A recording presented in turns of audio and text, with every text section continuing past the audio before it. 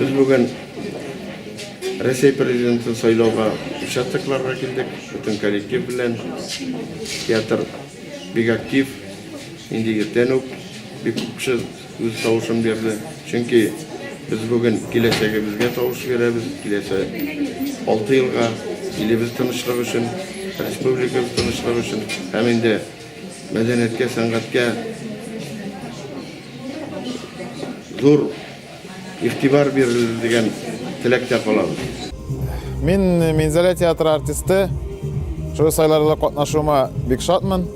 Çünkü Россия Федерациясы президентін сайлауға берілген хукукны қолданмайша қалу мүмкін түгел.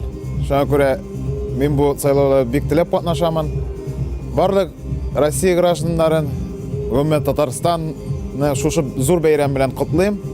Без бу сайлауда катнашырга тиеш дип саныйм. Шуңа күрә барысына бәйрәм белән